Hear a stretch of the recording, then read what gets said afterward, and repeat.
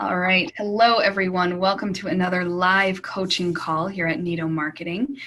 Today, we are shifting gears. We finished step one in our 12 steps to Montessori marketing, where you've crafted your story. And now really is the next part to figure out how to identify your story in a way that is really effective for people that you're bringing to your school. And so we're going to talk about avatars. And no, it's not the movie Avatar, although that is a really great one, and I recommend it. But it is Avatar with regards to marketing. And we have a special guest today, Kim Snyder from Chesterfield Montessori School. Kim, thank you so much for joining us today. I'm so happy to be here, Deneen. Thanks for inviting me. Yeah, absolutely. And, you know, Kim, I asked you to send me a bio, and we've known each other for a little while as our work. You're a Nido member as well. And I was so surprised to see all of the amazing things that you've done over the past 20, 30 years. Well, thank you. It's been a really fascinating journey to be head of school. This is not ever where I imagined myself being, and yet I find myself more professionally satisfied than I have ever been, because this job, as those of you who are heads of school or executive directors, principals, whatever you call yourselves, you know very well that it utilizes so many different aspects of who you are, which I find really fun and energizing and fascinating. We'll never get bored in this job. Absolutely. And that says a lot, Kim, because you've done a lot of things. And if you don't mind, I'm going to list a few of the things that you've done prior to you being a head of school. So you are a licensed professional counselor. You have a master's in education. You also have a law degree. You have taught mindful communication and presence at Washington University in St. Louis. Yes. You are a leadership trainer for corporate executives and entrepreneurs, and you also are an author, of course, of Everything You Need Is Right Here, and the audiobook Terrible Beauty Poems, right? And Reflections for Precarious Times. Yes. That's amazing. And then, of course, you found Montessori. I did. And actually, I found Montessori sort of in the middle of all that. I was, well, when I first found Montessori was as a child, because I went to Montessori preschool and kindergarten and part of first grade, because I was a young child in the late 60s, early 70s when Montessori, you know, maybe the first time Montessori was, or the second time it was cool in the United States. And so a lot of public schools had Montessori. So I went to a private Montessori preschool and then public school for kindergarten and first grade. And it was just such a wonderful, wonderful experience for me. And so when I had children of my own and I started looking for schools, that was always in the back of my mind, that I wanted them to have an experience like that. And I happened to stumble upon the school where I work now, which is Chesterfield Montessori School. And I just knew right away that this is what I wanted for my daughter, because I had the sense from talking to the founder of the school and the teacher whose classroom she ended up being in, that she would be free to develop into the person she really was. You know, not who I wanted her to be, not who some kind of system wanted to produce, but her authentic self.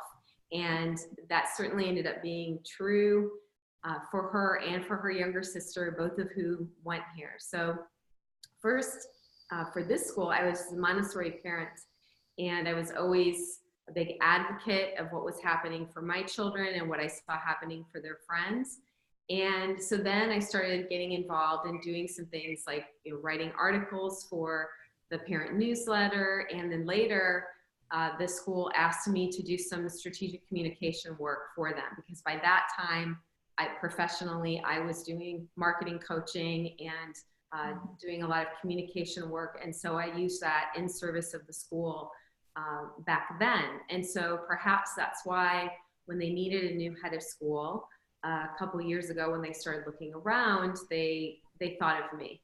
And I was so surprised and honored to be asked to throw my hat in the ring for this position. And I'm so happy that I said yes. Yeah, absolutely. And so how long have you been the head of school at Chesterfield Montessori? I came in July of 2018, so it hasn't been that long. So much has happened in the past 15, 16 months that I feel like I've been here for a decade. But you know, it really, I think, felt like coming home because my kids had gone here. It just felt so familiar. And the really wonderful thing about Montessori, I just got back a couple months ago from a Montessori core principles training. AMI put it on for the first time last summer, and I'm just telling any of you, if you have the opportunity to take this 2-week AMI training on core principles, it was transformational for me. And I walked away realizing that all these different things that I have been doing, teaching about consciousness, counseling with people, doing communication work, leading retreats, Dr. Montessori's vision was the first thing that I had found that was really big enough to hold all the different things that I have been doing. And I came back even more excited to be able to offer the skills that I have in service of that work and the children that we get to interact with day to day. Awesome. That's so good to hear. We had them actually talk about that course probably about 6 months ago. So I'm glad to hear that you took that. It was wonderful. Awesome. Good. All right. So we're going to head right into the topic of Avatar. And so if you're here live and you've got some questions, feel free to chat them in. I'll be sure, Kim's going to speak about this topic in great detail, but if you do have specific questions for your unique situation, feel free to chat those in. But we're going to talk about avatars today. And avatars in terms of marketing from a very basic level is really just your ideal mission appropriate target or family. And it is separate from target demographics, which I think a lot of us are familiar with. That means, what type of prospects are you looking for in terms of age, income, children, age of children. So that tends to be the basic that we look at because we don't want to be marketing to a particular population that won't have children that will enroll in your school. But an avatar is very different than target demographics. It's much more specific. And Kim, I know you have a beautiful definition of what avatar is in terms of Montessori.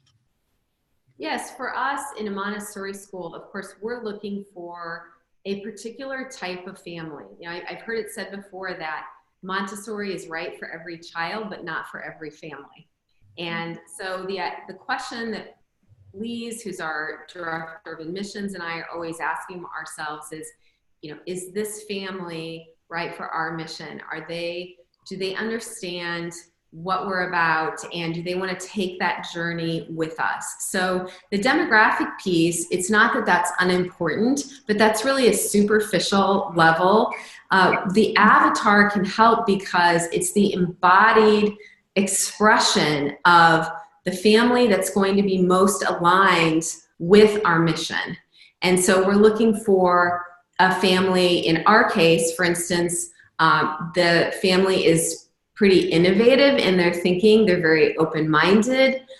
They might already really know a lot about Montessori, but that's not the most important thing. The most important thing is that they just want to do what's best for their child, and they're open to being educated about that from a developmental perspective and always wanting to learn. Our avatar family is also intellectually curious. They're willing to just be open to being partners. They're not, I hear a lot of heads of school, because I'm, of course, as head, as I'm sure you all are, part of different organizations that serve heads of school. And I hear a lot of people talk about, the families now are so consumer oriented. They're just looking for a transactional kind of relationship.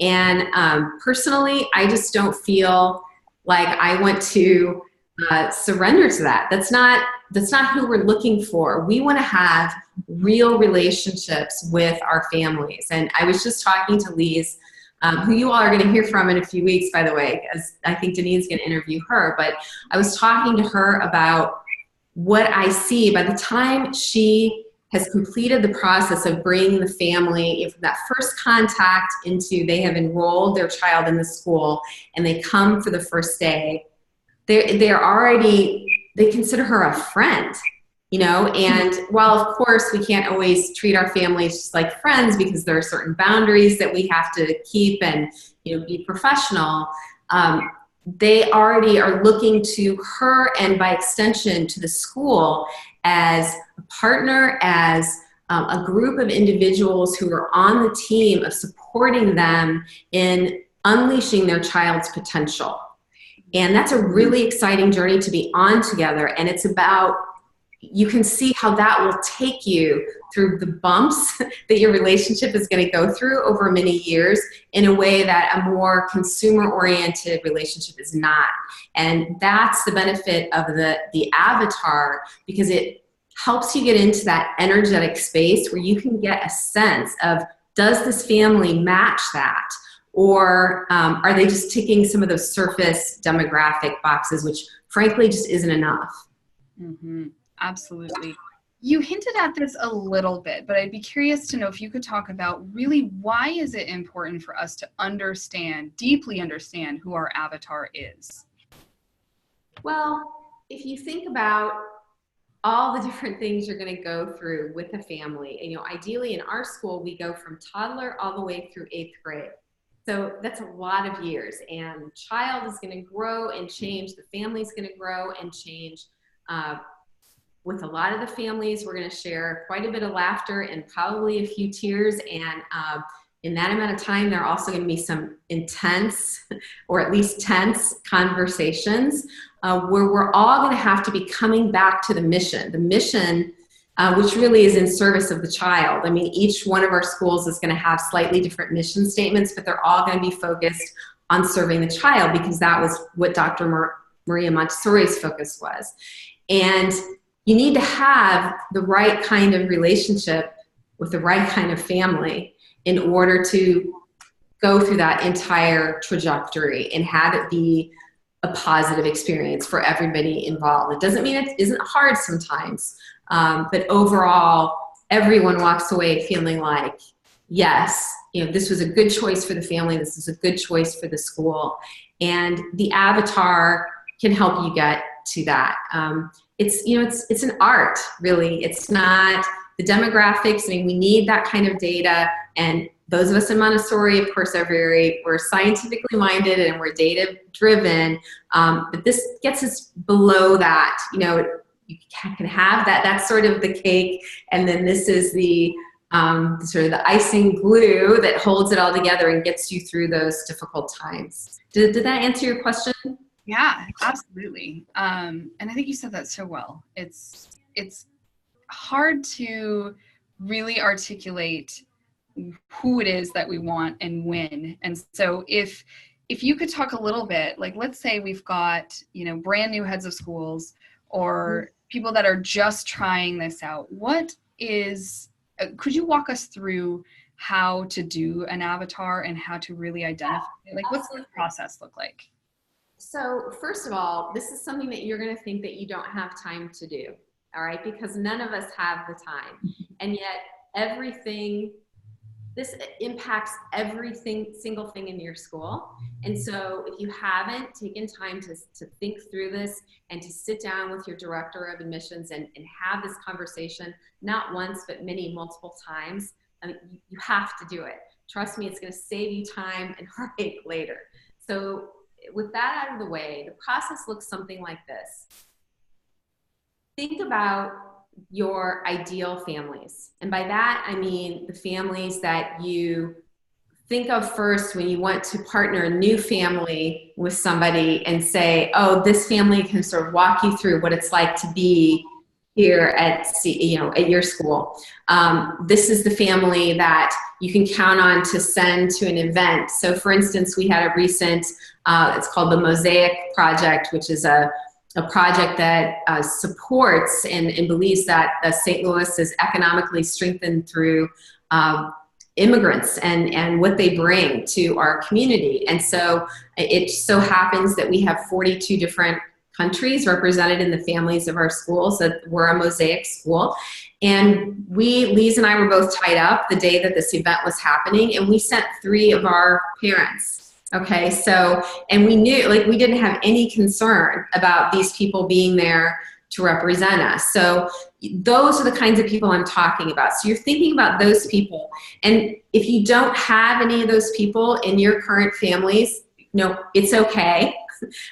You can start thinking about, well, what would I like? You know, what are the things that are working, and how do I build on that? And ideally, what would I be looking for?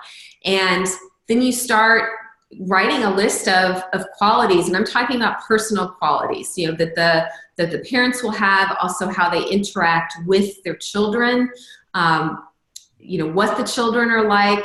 You know, those are the sort of things, again, beyond the age, the demographic piece. Like, I can say for our school, if I were looking at our avatar and you're looking at the more superficial level, one of the things I would say is our avatar is probably not originally from the United States.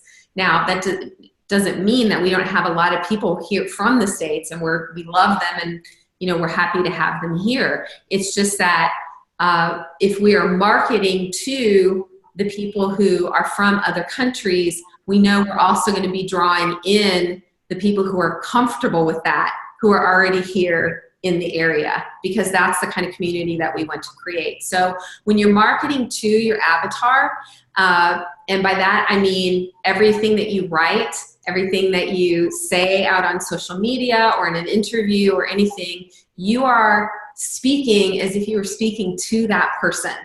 So everything that you say should keep them in mind. It's, you know, from their point of view, how are they going to interpret what you're saying? So everything should be sort of that one-on-one conversational level.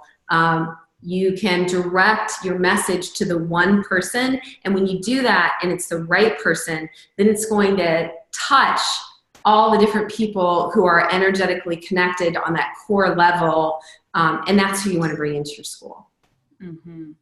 Yeah, and you know, when you think about how much time that's going to save you in the long run, that's right. Because yes, it's going to be there's going to put a lot of energy is going to be needed in this process, right? And it's going to be multiple conversations throughout probably an extensive period of time. But, and you guys have done such a good job of carving that process out so that when families do go through, or at least come in to your admissions and then go through your admissions, you are building that relationship from the very beginning. And then when they get to you and they actually are on a journey with you, it's so much more meaningful and more like you can build so much community in that process.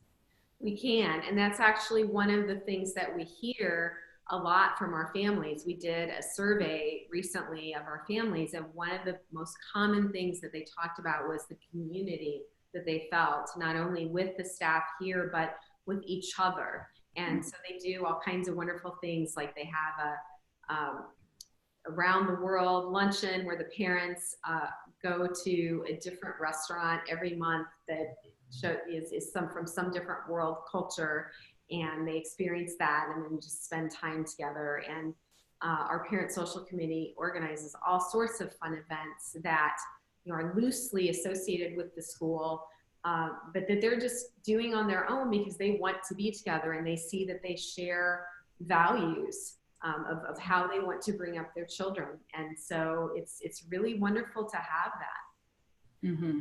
Absolutely. So Kim, thinking about, you know, our community as a whole, Nido marketing community, and we've got so many different, you know, areas and gamuts of our community base. We have brand new schools. We have guides even in here. We have heads of schools that have been, you know, doing this for many years. We have owners of schools, and almost all of them have experienced the, you know, decreased enrollment. You're looking at open numbers. You have not as many applications as you would hoped to have in. And they understand the avatar piece, but how do you do this in a way that also, how do I ask this question? Do you see what I'm saying? Like, how do you address it even when you have the enrollment issue, you know? I'm glad you asked this because this is actually fundamental to the enrollment issue. It may sound like I'm talking about this, energy, airy fairy, kind of stuff, but really what it comes down to is that if you are clear in who you are, what your mission is, and what you are offering, that brings in more students. It brings in more families because so many families are looking for clarity. And I'm going to go a little macro here and just talk about what's happening in our culture right now. Institutions are falling apart. People don't trust things that they used to trust and feel like they, are able to count on. And I think that whether they're conscious of it or not, families are really looking for a community that knows who they are so that that family can tap into and have an anchor, that is stabilizing for them. So if we're not able to say to a family, oh, it sounds like really you're more interested in this. I had a family in my office, last year that was talking about why didn't we have certain things in our classroom that they had seen in another school that they visited. And I just said, oh, it sounds like you're really questioning whether Montessori is right for your child. And I completely understand that. You've got to do what's best for your family. And here are the reasons we feel that what we're offering is great, X, Y, Z. And if that's not a match for you, it's okay. And this family had walked in with catalogs, from all these other schools. And when they left, they left them here. They're staying at our school. And I don't know if they'll be here, 3 years from now, but I'm using that as an example just to say we have to be willing for people to walk away. And paradoxically, and if you're doing that for the right reasons, because you're staying true to your mission, that actually produces more enrollment. And I'll just be honest and say we're not in an enrollment crisis here at our school right now. And St. Louis is, and that's unusual in St. Louis in private schools because we have tons of private schools. It's a very competitive market. And I just feel like we're not in competition for those other students, really. I mean, it looks like we are superficially because our families are visiting those other schools. But when it comes down to it, if we are embodying what Dr. Montessori taught, then what we are offering is so unique that for the right families, there's no other option. I mean, why would they go anywhere else? If you are creating a quality, authentic Montessori school, then for your families, there's nowhere else to go.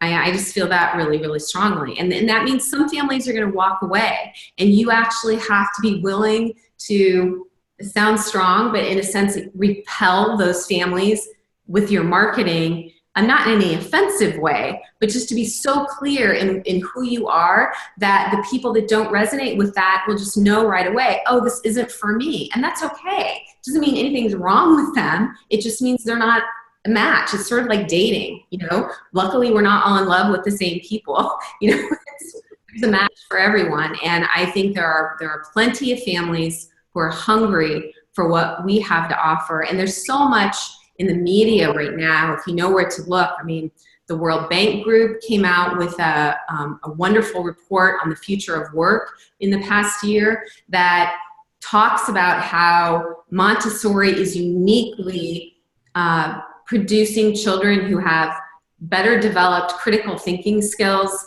and it supports the development of the prefrontal cortex and thus creates the kinds of things that employers are looking for in the future. All right, so you start to learn, well, what are people talking about that your avatar might be reading?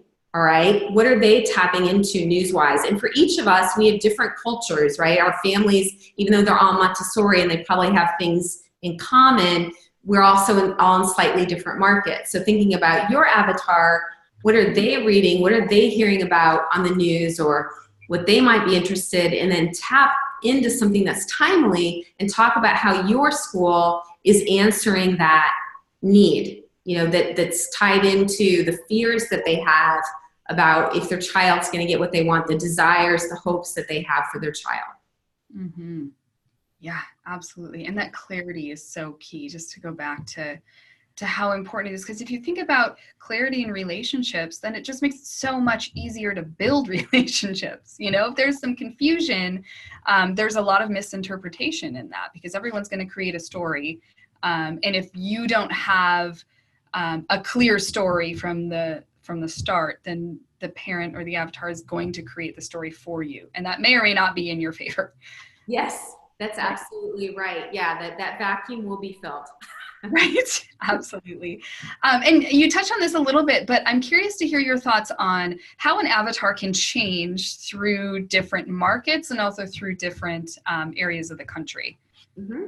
Sure. So yes, absolutely. Our avatar here at Chesterfield Montessori School is going to be different from any of the ones, and like I said to you, our for whatever reason, I think part of it is because we're an AMI, an Association Montessori International School, and then also St. Louis is really experiencing growth in the influx of immigrants coming into our city, which is wonderful. And so we also have companies that are bringing talent in from overseas. And so all of those things are converging to create this situation where we have a lot of people from other countries that come to our school. Wherever you live, that might not be the case. So that wouldn't be a piece, for you, for your avatar. And, as far as our avatar changing over time, yes, I would think that's true. Even when I did strategic marketing for our school, it was probably about close to 10 years ago. We did have families from other countries, but not as many as we do now, so that's something that's become even more prevalent and would have changed, in our avatar over time. So I do think it's a practice to always go, to every few years, you're constantly having the conversation, but maybe every few years really stepping back and saying, do we need to formally go through this process again, where we're actually sitting, writing down, what does this person look like? What does he or she, depending on, who's the most common person to come and do the tours at your school or do the searching online, what are they thinking about? What do they hope for their child? What are they worried about? What are they reading? Who do they surround themselves with? What kinds of friends do they like to have? That's going to change over time. Possibly. It may or may not, but you have to be open to the idea that it will. And this should be a continual conversation in your mind and with the what your guides are seeing in the classroom, with what your admissions director is seeing when she or he is taking people through the school. Mm-hmm. Absolutely. Good point. So we've got a few minutes left here, and those of you that are live, if you've got any specific questions for Kim, again, if it's relative to your unique situation or just a general question, please chat them in. But I've got one more question for you, Kim. If you knew then, a couple years ago, what you know now, what would you have told yourself to make this process so much easier? Oh gosh. First of all, I have to say I'm really lucky because I walked into a school that was very well established, and I have an incredible director of admissions, Lise, who had already gone through this process. So we've refined it. We've continued to tweak it since I got here, but I'm really lucky in that regard. But with that said, I guess what I would say is, looking back, those first 6 months, I just felt like I was drinking from the metaphorical fire hose every day. I was so overwhelmed. I had so much to do, and I could have spent more time doing this process that we're talking about, and tweak some things even back then. It took a little while before we got to that process. And so I would wish that I had done it, even sooner, because I think that we're just now getting to a place after me being here for over a year where, we've rewritten our tagline. We are working with Nido now. You know, we're getting all the supports that we need to. We have been on good ground where enrollment goes for a while, but I think we're now refining that message so we can get clear and clear and clear on who the best matches are for the families. And I'm just really excited about that. So to sum that all up, I guess I would say prioritize this, take the time to do it soon. Mm-hmm. Absolutely. And that actually leads us into, you know, some closure and what we're going to be doing next week, which is, you know, we're going to go into the details of how to do this. You gave us some good thoughts, Kim, and you introduced the topic so beautifully. And I love too how it's a call to action, Montessorians. we need to do this. We absolutely owe it to our families. We owe it to the families who are so confused because they just have so much that they have to decide on. There's so much pressure to be a parent these days. And Montessori education deserves a spot in that confusion and really deserves to be the light because we have such an amazing method of education that we know all families can benefit from. But coming to the avatar, it's not right for every family. And so it's great for you to be able to identify that for your family, but also for your own community. Can I add something to that, Janine? Really? I'll just say, I'm really glad that you said that because a lot of Montessorians, you know, whether you started out as a guide and now you're in administration or, you know, however you came to doing what you do, I find that most of us are not super comfortable marketing. It's not, you know, none of us take these jobs in order to be a marketer usually. We're more about the mission. We're about, you know, serving the kids, and which is great. It's one of the things that makes our schools so amazing. And at the same time, I think a lot of times people have this discomfort around marketing and, you know, sales, which really admissions is a sales, you know, kind of situation, right? But when you notice yourself getting uncomfortable, remind yourself that you don't have to be attached to any particular family coming to your school. You know, even though it may seem that way because your numbers are down, you know, or whatever, when you can release attachment to that and just keep coming to the mission and being clear in what you have to offer, it takes pressure off of all of those conversations and off of you, because you don't have to sell this particular family. All you have to do is be clear about who you are and what you're offering. And when you can do that over and over and over again, it really becomes less about sales and just more about creating a relationship. Mm-hmm. Well said. That was beautiful. That's exactly what we're going for. Awesome. Well, Kim, thank you so much for taking time out of your day to join us. And really, I mean, teach us so much about the value of Avatar and the value of marketing for our schools. Yeah, it's making me feel like I need to go talk to Lise about how we tweak our marketing yet again. I think she's right over there. I bet you'll just turn your chair and start chatting with her. I'm sure we're going to hang up and we're going to say, okay, now what? We need to, but we're talking about this all the time. And it's so much fun because it's all about spreading the word about Montessori. That's right. Absolutely. Kim, well, again, thank you for joining us, and thank you those that are live. And we will see you next week to pick apart the details of how to make an avatar. Bye. Take care. Bye-bye.